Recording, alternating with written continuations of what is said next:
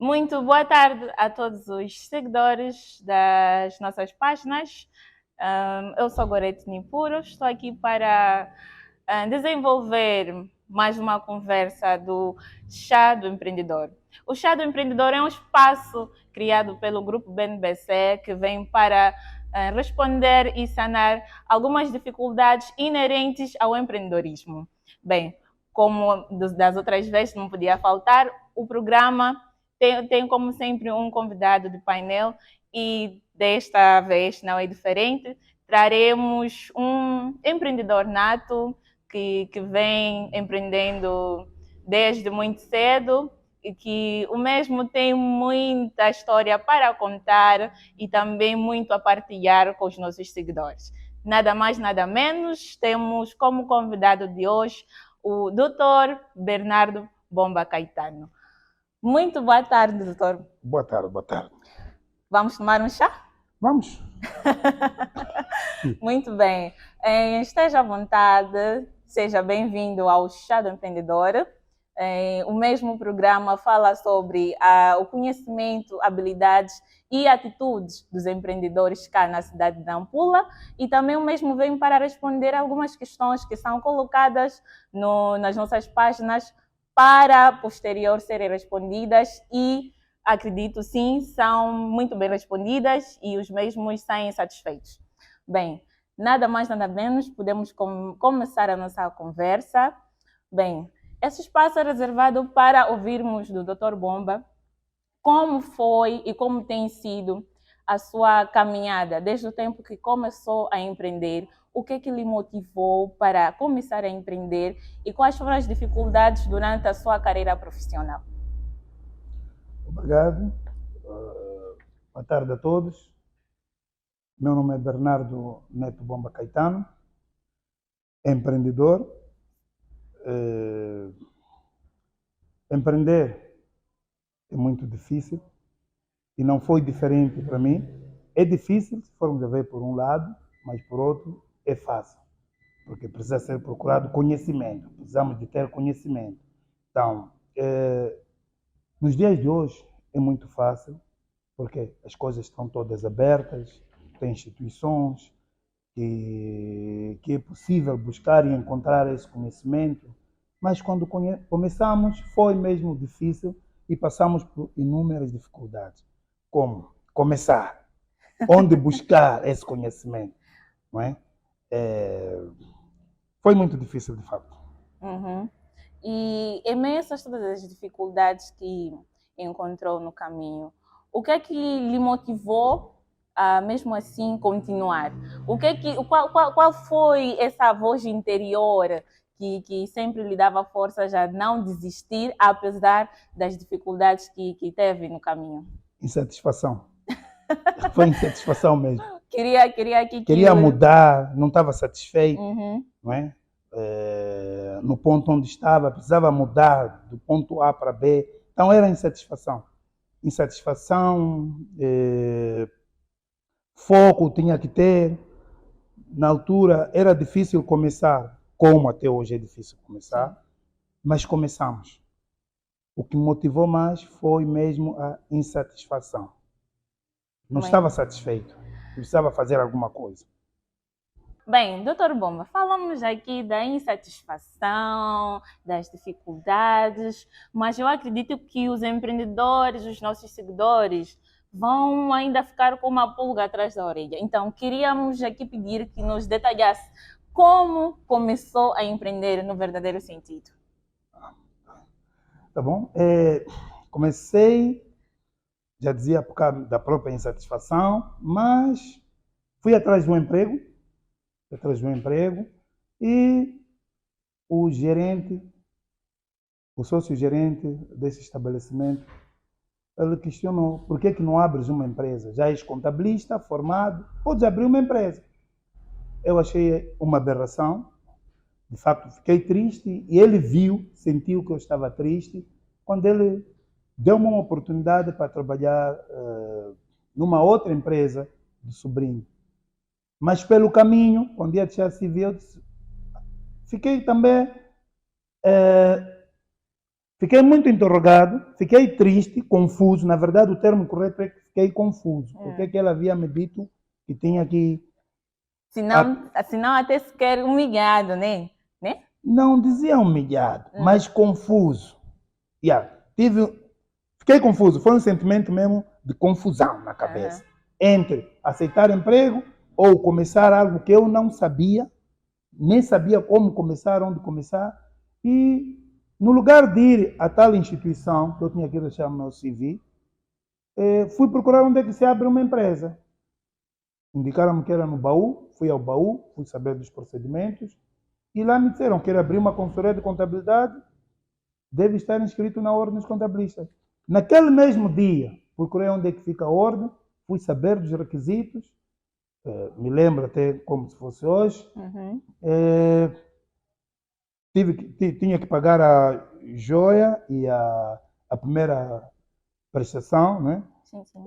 E paguei, fui atrás do dinheiro, paguei e passei a ser um contabilista inscrito na ordem, voltei para o licenciamento, não tinha dinheiro para licenciar, mas já estava inscrito na ordem e andei à procura de empresas para assistir. Encontrei uma empresa, felizmente, penso que até posso falar a empresa, porque até agora está comigo. Pode. Já é conosco, pode falar comigo. É a Farmácia Cristal. Exato. Ele deu oportunidade para trabalhar, mas eu tinha que ir atrás do conhecimento. Tinha que ir atrás de como fazer as coisas. Quem podia me explicar a fazer? Já tinha uma empresa assim, na altura a avença era de 7.000 meticais. E já dava para começar. Era o famoso praticar, né? Sair da teoria diretamente para a prática, sem nem sequer passar por um período de estágio. Não tivemos estágio, não tive estágio, não tive mentor, não passei por nenhuma incubadora como essa que nós temos. Então, foi mesmo ir procurar sozinho, desbravar a mata. Como é que se faz a coisa? Trabalhar um bocado com a informação da internet, trabalhar um bocado, procurar algumas pessoas que já faziam, procurei ter algumas, digamos, pequenas sociedades ou acordos com alguns contabilistas que já estavam no mercado para eles me apoiarem, assistir, e aí nós dividíamos. Daqueles 7.000, tinha um contabilista que ele vinha, ajudava, me ensinava, e dividimos. Foi um mês só, atenção. Que no mês seguinte eu já sabia fazer as coisas e ele também andava muito ocupado. Ele deixou-me com a empresa, já conseguia fazer algumas coisas. Então, partiu dali, foi difícil, digo, porque era difícil fazer as coisas saindo da escola. Não passei por um estágio acadêmico, não passei por um estágio profissional ou pré-profissional. Saiu da formação superior e jogou-se no mundo do empreendedorismo. Exatamente. É o famoso provérbio de que há males que vêm para o nosso bem, e foi o caso do Dr. Bernardo Bomba, né? Faz-me lembrar da formação dos comandos. São levados ao mar, são lançados lá no mar, no alto mar, mas muitos deles, sem nunca terem nadado na vida, passam ali a nadar. Primeiro dia, depois tem aí os salva-vidas, mas depois eles vão nadar. Então, foi o que aconteceu. Fui jogado no meio. Jogado ao mar e tinha que nadar. Teve o instinto de sobrevivência até hoje. O instinto de sobrevivência mantém. Se queres viver na floresta, perto de leões, deve ser um leão. Então, tinha que ser. Muito bem, boa dica aqui deixada pelo Dr. Bomba. Espero que os nossos seguidores estejam atentos ao nosso espaço e a acatar aquelas dicas que aqui têm deixado ficar e pôr em prática. Bem, Dr. Bomba, voltando à nossa conversa, e nos dias de hoje, como é que vê o empreendedorismo, como é que vê os jovens empreendedores, e sabido que os tempos de agora são diferentes, temos temos oportunidades de ter assim entidades que podem nos ajudar, profissionais, temos empresas que têm dado estágios acadêmicos e profissionais. Então, como é que avalia o desempenho dos empreendedores e empresários atuais e dos empreendedores e empresários nos tempos passados? Na verdade, eu ia recuar um bocado da minha história. Quer dizer que quando saí do ensino médio, fiz o ensino técnico médio, né? Fiz o instituto, fui atrás do emprego primeiro.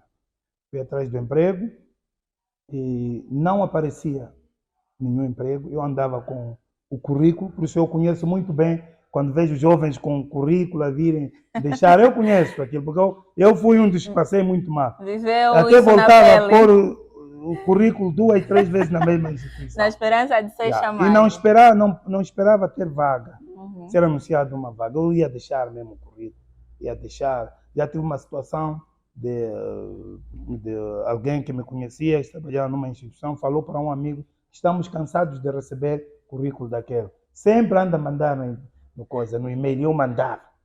Verdade. Então, fui atrás disso, não era possível, estava difícil encontrar um emprego.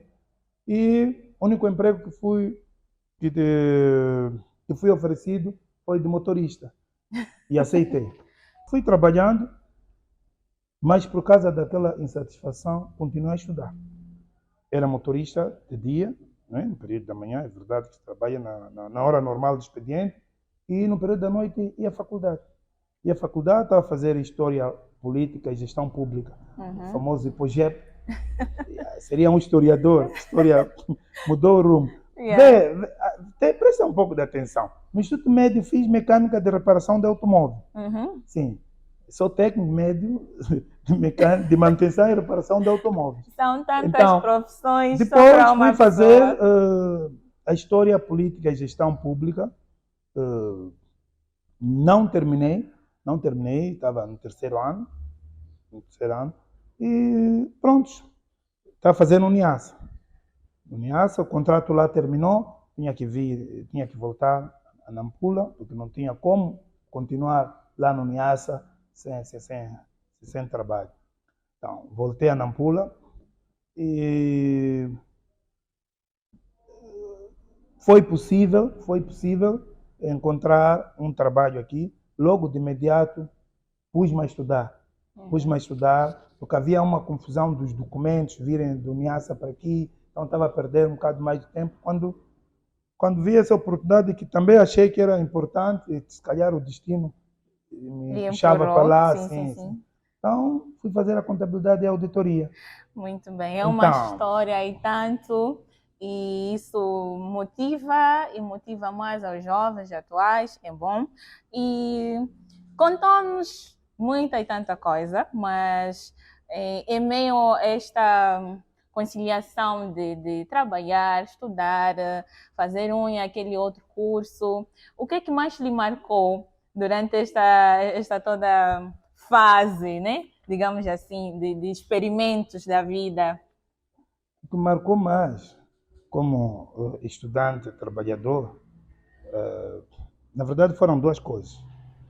A primeira coisa é que, como motorista, às vezes tinha que, quando parava o carro, quando os meus chefes desciam para fazer um trabalho, eu aí andava sempre com o computador e meus livros. Eu ficava no carro e eles admiravam-se também muito. Admiravam-me muito, porque viam que onde eu estivesse, fossem para pernoitar, eu muitas das vezes estava no quarto a estudar, é verdade. Estava no quarto a estudar e, na verdade, pelo tempo, os colegas já não me viam como motorista.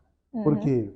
Porque já viam que esse é um motorista licenciado, viam que era alguém preocupado, onde parava, estava a estudar, e mesmo comecei a fazer um mestrado ainda como motorista. Muito bem. A fazer o direito fiscal ainda como motorista. Então,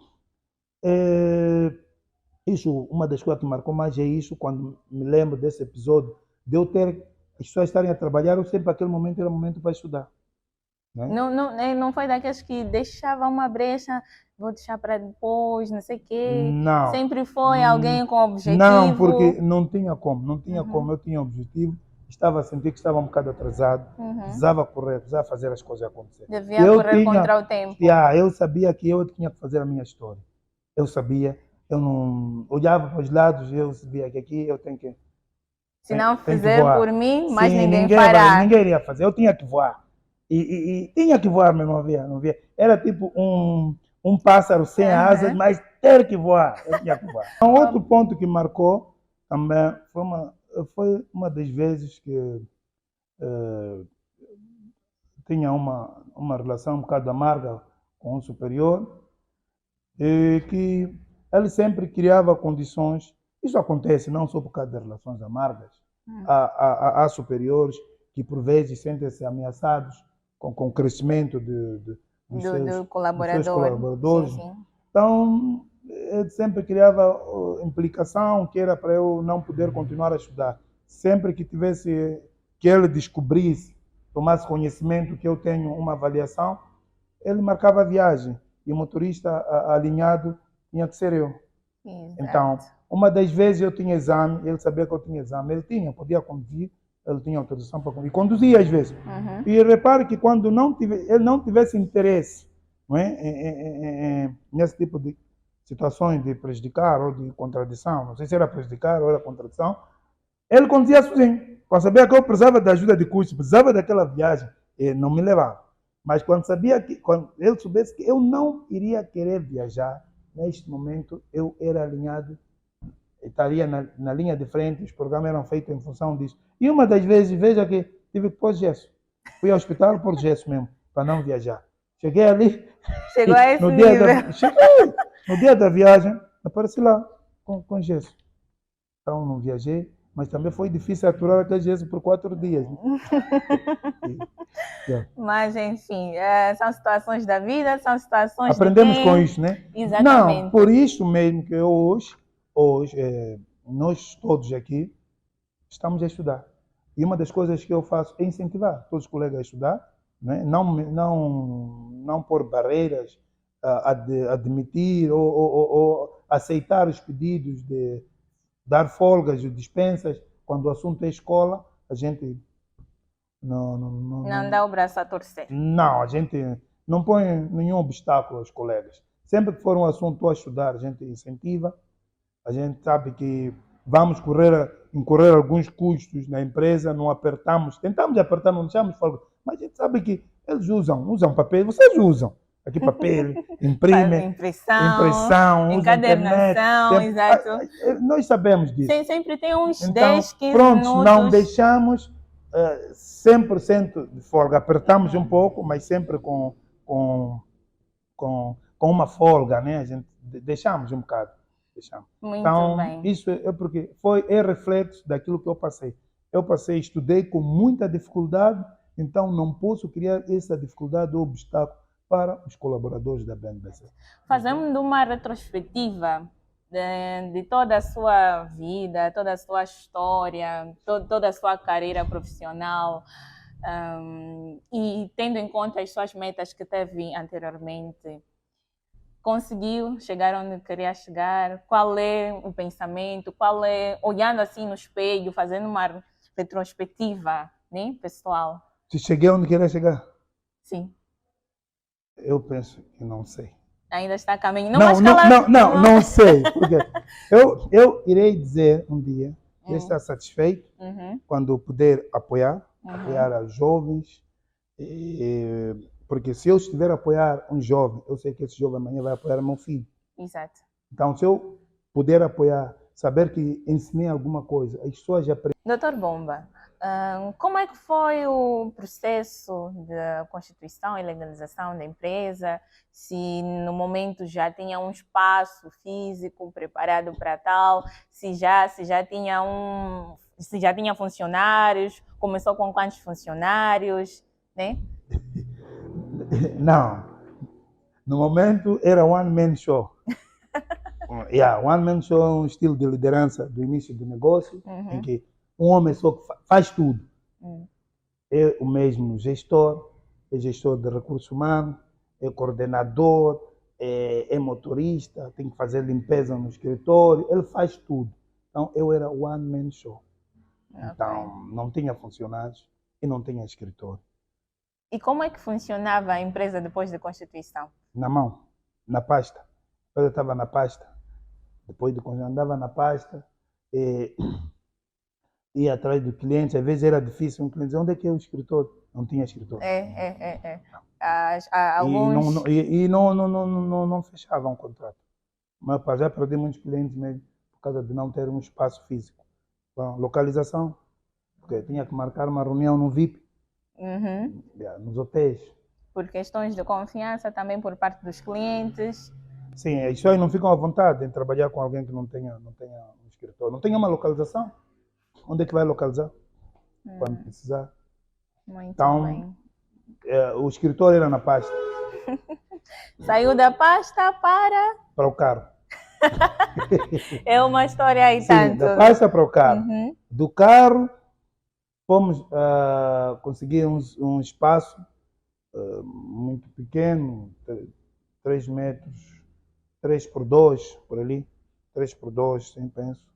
E onde é que se localizava? Na Cruz Vermelha. Tendo já um escritório, já tinha um espaço físico, né? Já tinha alguém para trabalhar consigo, assim deixava de ser one man show para um...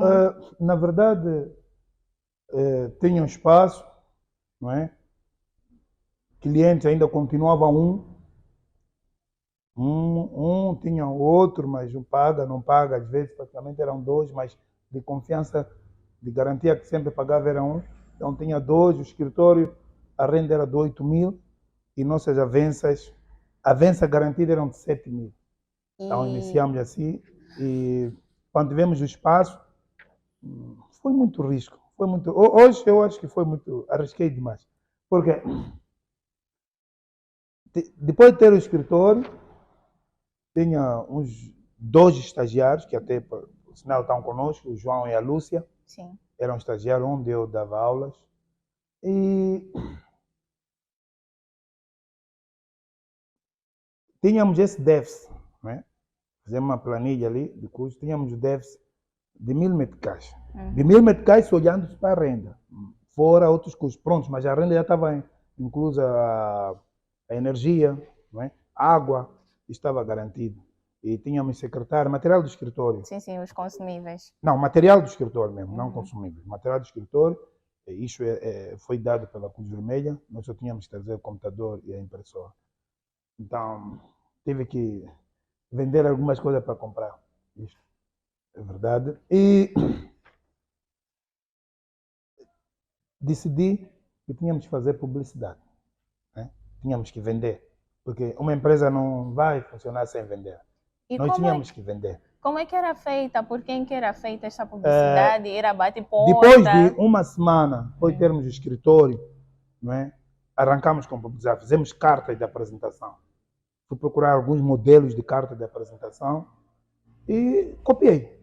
Não se inventou nada. Não. Copiei uma e outra coisa e avançamos. Eu pessoalmente a deixar as cartas, tinha mais uns 3 colegas, contratamos para este trabalho, contratamos para 3 meses, temos um contrato de 3 meses e tínhamos um pequeno subsídio de 5.000, mas também foi uma aventura, continua a ser uma aventura porque não sabíamos onde íamos buscar esse dinheiro. Foi uma aventura que deu certo, tinha que dar, porque nós tínhamos convicção, estávamos a correr todo tipo de risco. Ali era tudo ou nada.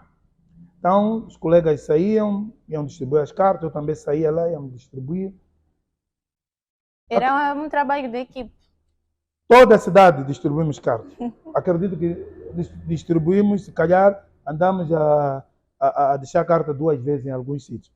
Então, distribuímos as cartas e veio o resultado.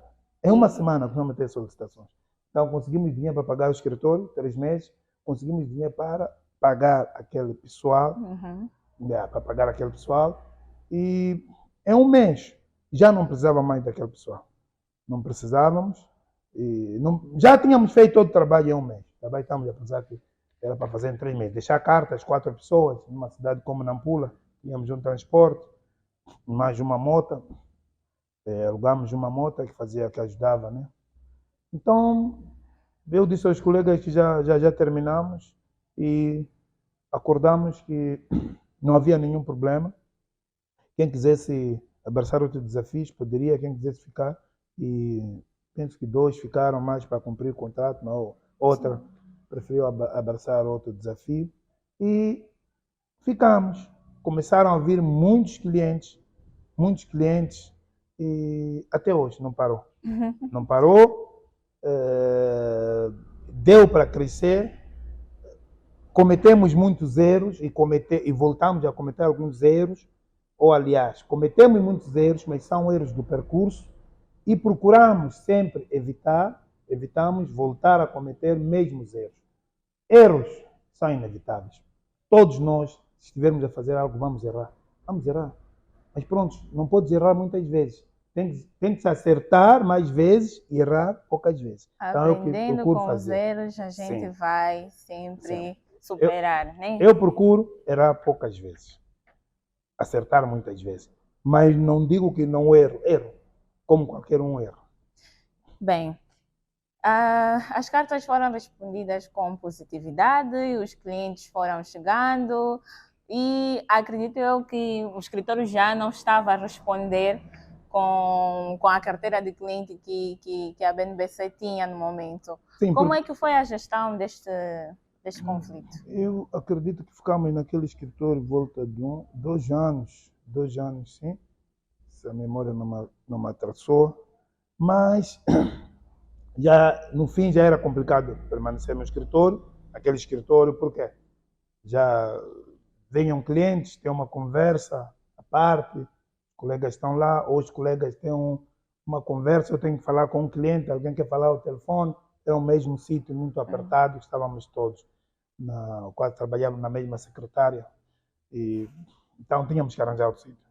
Aventuramos mais, aventuramos para um outro sítio, mas agora aventuramos um bocado mais seguros, né? Um bocado mais seguros para uma flat, tipo 2, então já dava. Já era um bocado mais espaçoso, já podia ter meu gabinete um bocado mais confortável, sim. Podia atender meus clientes, tínhamos uma pequena sala de reunião, né? Então já dava. Muito bem. Foi o percurso, mas também achamos melhor ter um espaço próprio que conseguimos, estamos aqui, dá para ver. Estamos aqui. Bem, Dr. Bomba, é sabido que é o grupo BNBC. Então, qual foi a primeira empresa a ser constituída? BNBC Consultores em Contabilidade, Auditoria Fiscal. Esse que era o objetivo, né? Como disse. Sim. E de seguida, o que é que lhe levou a constituir mais outras, né? Foi para responder à demanda do mercado? Temos aqui como exemplo a recrutamento e seleção, depois foi constituída a BNBC Comércio e Serviços, estou certa? Sim, então, como é que foi? Foi mais uma aventura, sabido aqui que a vida de experiência do Dr. Bomba é uma aventura e tanto. Então, conte-nos mais um pouco destas duas empresas. Primeiro, não é bom só ter uma linhagem de negócio. Porque há quem acredita que vamos só ser especialistas ou especializar-se em esse tipo de negócio. Mas os tempos modernos mostram-nos uma diferença. É preciso diversificar. Obriga-nos a diversificar exato, as nossas atividades. Porque hoje aqui não dá outra coisa. Não é? Vou contar um bocado da história, como é que surgiu esse rol todo da empresa. Primeiro, a ideia era mesmo de consultores em contabilidade, auditoria, fiscalidade. Depois, houve uma necessidade de constituirmos a agência privada de emprego. Achávamos que muitos dos nossos clientes nos pediam para nós recrutarmos. Então, nós recrutávamos, mas de forma ilegal. Não tínhamos autorização para fazer. Né? praticamente éramos intermediários. Quando Exato. digo ilegal, não tínhamos que cobrar por aquela atividade. Sim, sim, sim. Então, mas nós recrutávamos, que olha, arranja-me um RH. Nós, como conhecíamos, nós pegávamos ou chamávamos alguém conhecido para lá. E achamos aquilo não correto. Ou faziam mesmo o recrutamento na empresa, né, dos clientes. Lançávamos a vaga já no nome do cliente, recrutávamos. Então, nós fomos pondo algumas ideias, fomos ver que aquilo era uma maneira de ganhar dinheiro, era um negócio. Vamos descobrir que, opa, aqui é uma oportunidade de fazer dinheiro. Qual era a oportunidade? Construir uma empresa e passar a recrutar para os nossos clientes.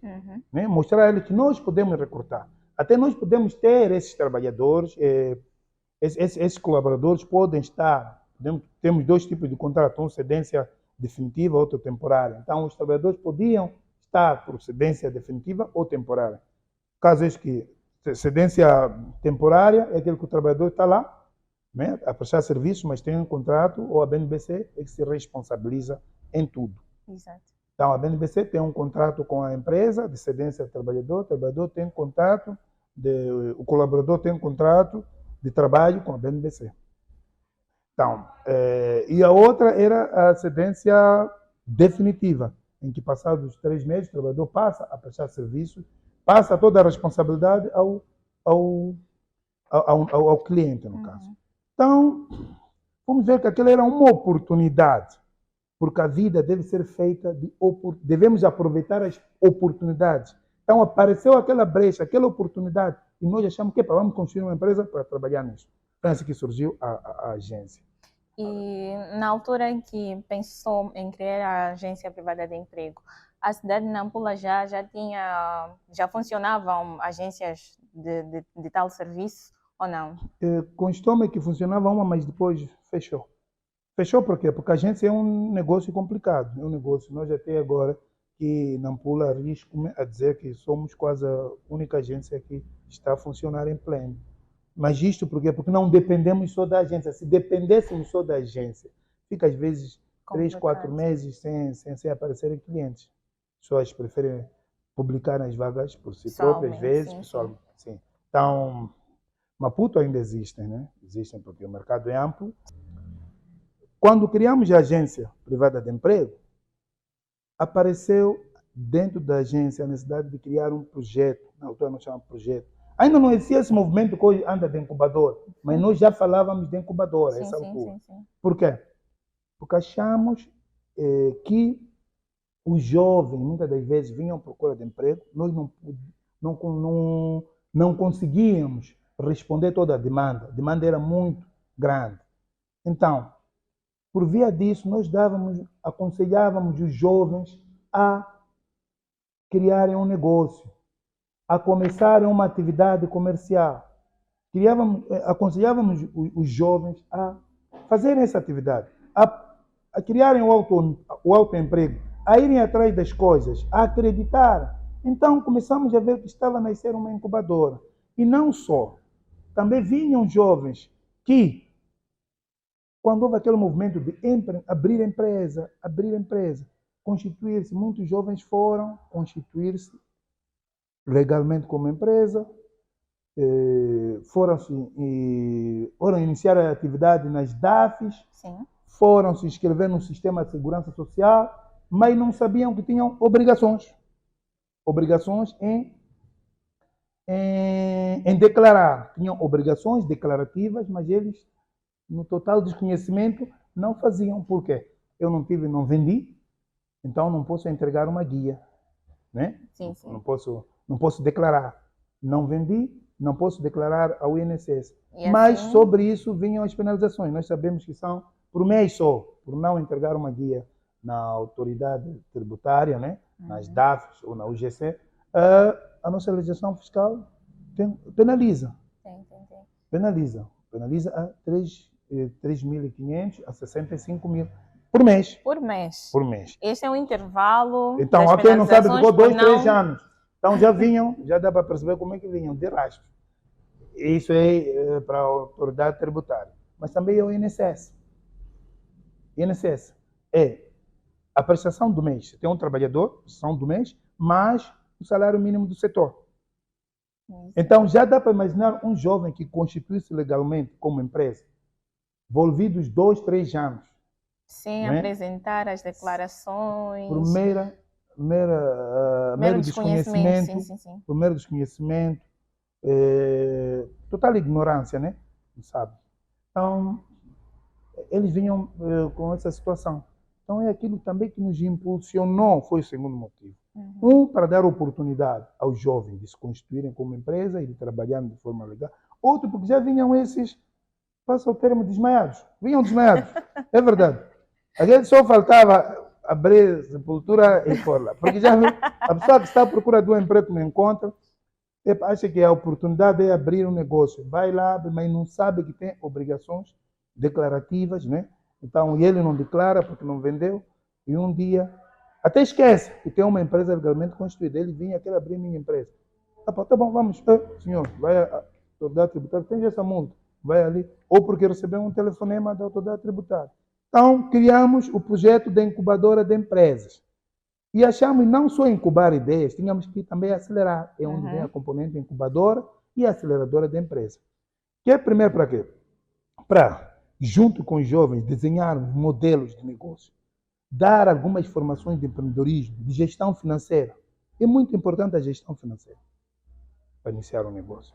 Então, é aí onde partiu a incubadora, mas também, repare que no tempo do Covid, é quando criamos já a comércio e serviço para fumigação. Porque era uma oportunidade de negócio naquela altura. Pois.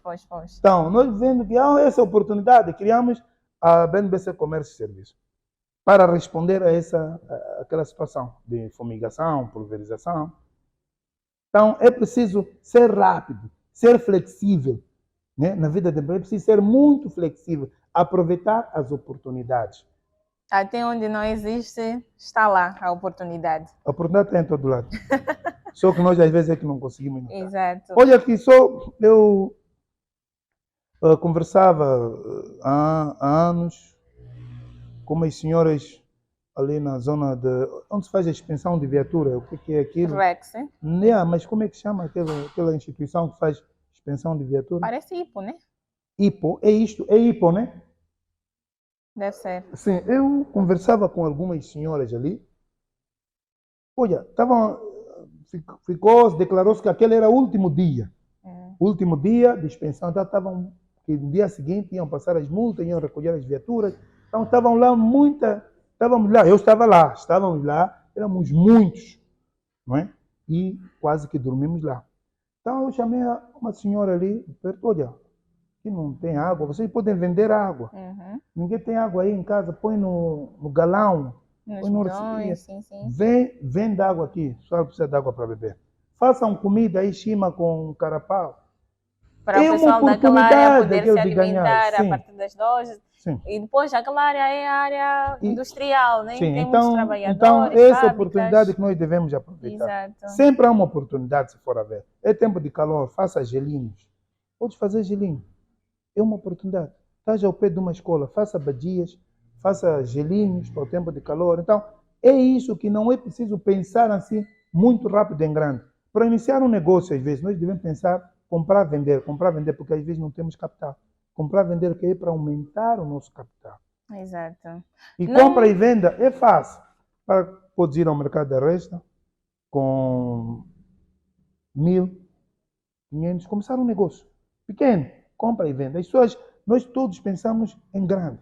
Pensamos que às vezes é preciso ser ajudado, não é? Nós pensamos sempre em ajuda.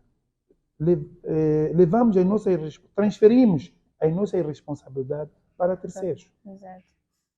Os terceiros devem nos encontrar a andar. Eles devem vir a nós atrás, nos encontrar a andar e virem, entrarem na nossa onda. A ajuda de vir a entrar na nossa onda vai acelerar mais o nosso ritmo. Não podemos esperar para o primeiro start vir de fora. Não é? Muito bem. De um jeito provocador, falou daqui das oportunidades em qualquer setor, em qualquer momento. Falou da oportunidade de, no tempo do calor, fazer gelinhos. E o que é que um empreendedor pode fazer no inverno, assim? Olha que o moçambicano sabe fazer. Alguns já começaram a fazer. Uhum. Passa agora para os que vendem roupa de segunda mão, roupa usada. Sim, sim. Agora estão a vender casacos, camisolas. Então, para eles sabem. Agora estão a vender mantas, colchas, Sim, sim, sim. não é? É isso, é saber. Saber aproveitar as oportunidades. É tempo de frio, o que é que eu posso fazer? Vou vender chá de manhã. Exato. Chá. Vou fazer papa de arroz. Vou fazer papa, vou vender, porque há uma obra que estão aí a construir, tem uma obra. Aqueles pedreiros, mestres, precisam de se alimentar. Você pode levar muito perto, vai fazer comida. Muito bem. São essas oportunidades que devemos aproveitar.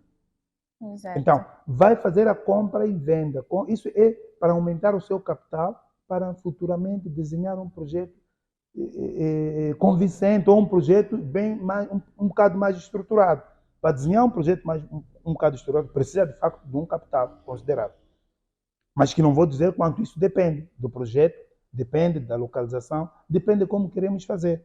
Exato, Mas que exato. devemos começar a vender. Nós próprios devemos gerar esse capital até dizermos que sim, já temos um capital para iniciarmos um negócio ou um projeto que queremos. Muito bem. Voltando um bocadinho mais, falamos aqui quando a BNBC Consultores, nesse caso, no começo teve 2 funcionários. Sim. E até então está com a BNBC Consultores 2. E queria saber, da altura, né, na criação da empresa até então, conta com quantos colaboradores? 14, são 14, né? 14, penso que são 14. Mas repara uma coisa, nós não somos os melhores, Uhum. não é? Mas não somos péssimos. Por quê? Os primeiros 2 ainda continuam. Nós não perdemos aqui colaboradores, não é? Então, isso é bom, isso dá-nos um bocado de sentimento de gratidão, que estamos a tentar fazer as coisas. Ok, não estamos a fazer melhor ou não somos melhores, mas não somos piores, porque as pessoas ainda continuam, conseguimos reter e manter os colaboradores dentro da BNBC. Então, isso eu penso que é... Mas a senhora também, a senhora moderadora é fruto disso. Então, como estagiária, está aí ainda a entrevistar. Tenho todo o prazer de entrevistar. E que responsabilidade. Então, tá aí, é fruto disso. Muito bem. Lembra-se quando entrou, né? Lembro-me. E como? Mas veja como está. Mas pronto, sempre deu oportunidade aos acadêmicos, jovens, empreendedores de iniciarem a sua carreira profissional como estagiários, independentemente digamos, do esforço que ele transmitia, saía o resultado da contratação. Sim. Tem muito a ver com como se portar, porque aí já fica agora o apelo. O caminho, nós temos 2 caminhos.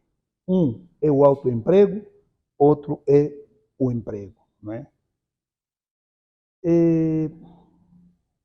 Um completa o outro.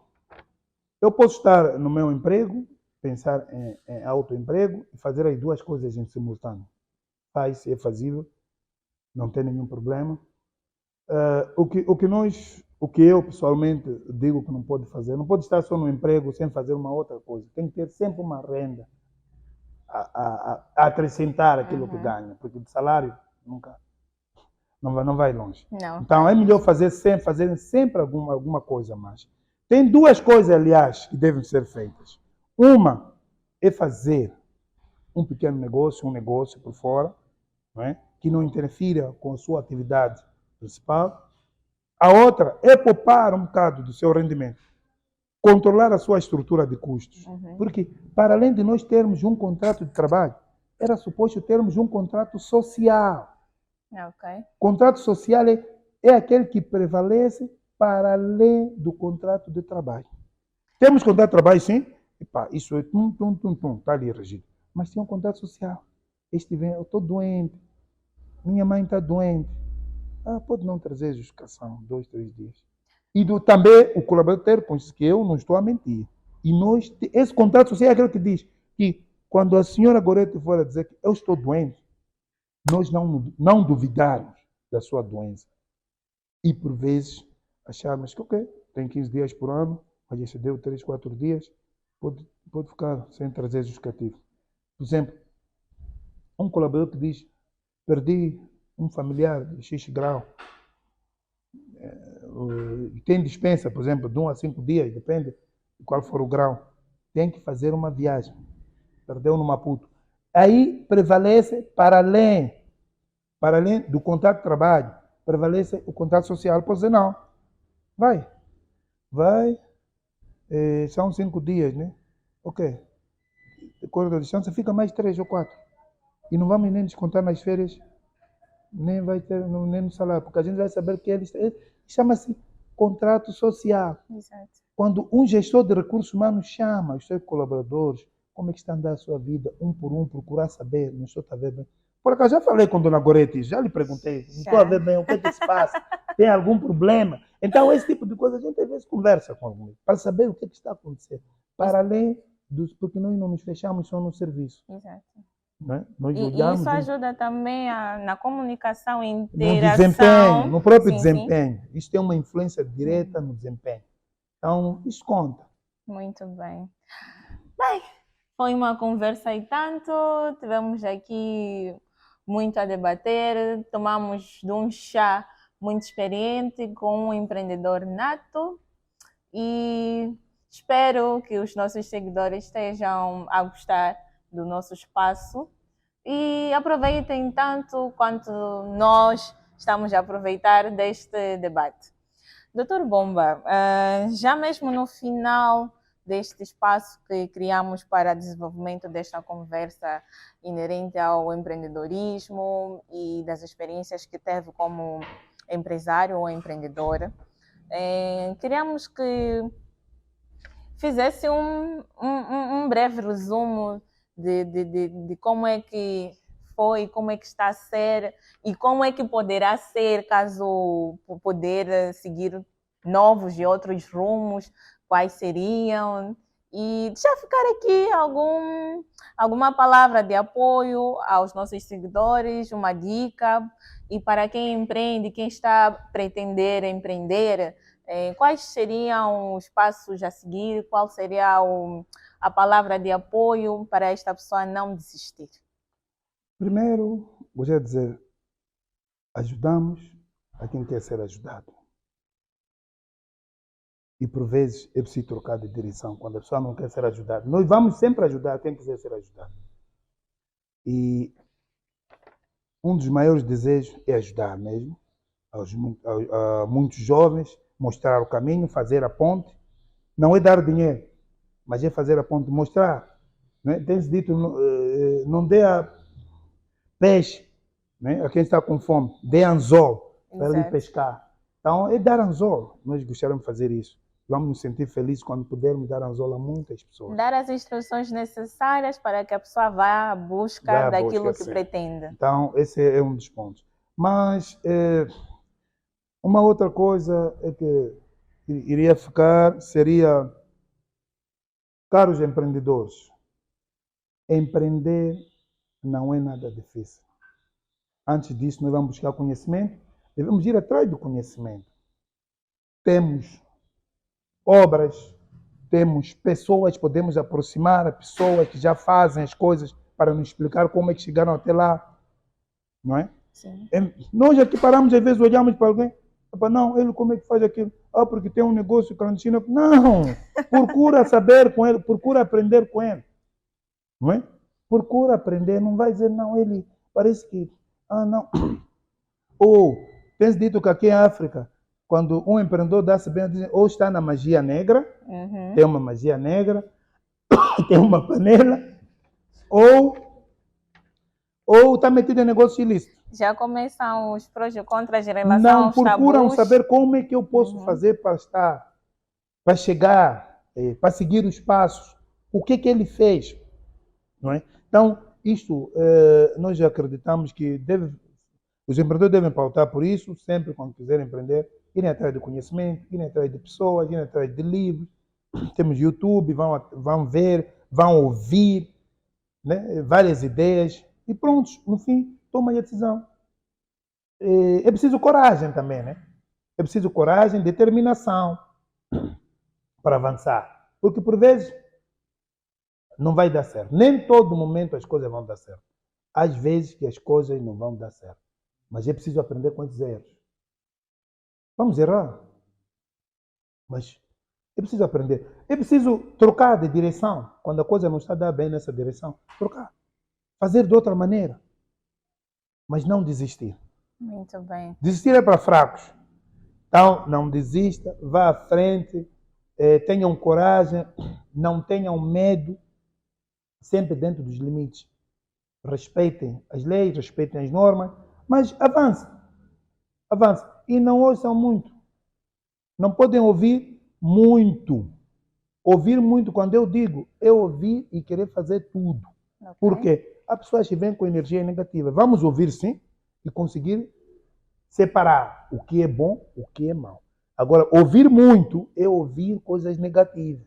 E atenção também, é sempre necessário ouvir de quem já começou e já teve um início desde que teve a ideia de querer empreender e deixar de lado as pessoas que vêm sempre com aqueles pensamentos maus que nos tiram o nosso fôlego. Hoje eu tive uma reunião, quando eu decidi que vou deixar de trabalhar, vieram lá famílias, quase fazerem maquia, né? Não pode ir mais ali, mais chorar, não pode fazer isso, não vai dar certo.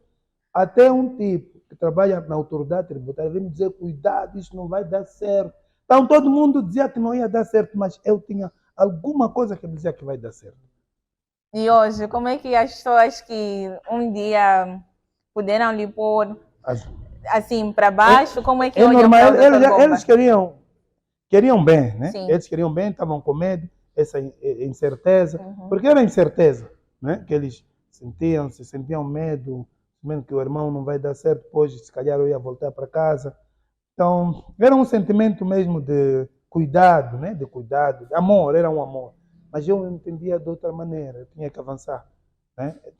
E hoje sou um pai delas todas, das minhas irmãs. O empreendedor vive sob riscos e é necessário sim passar por riscos para saber se valeu a pena ou não. Mas sempre vai valer a pena.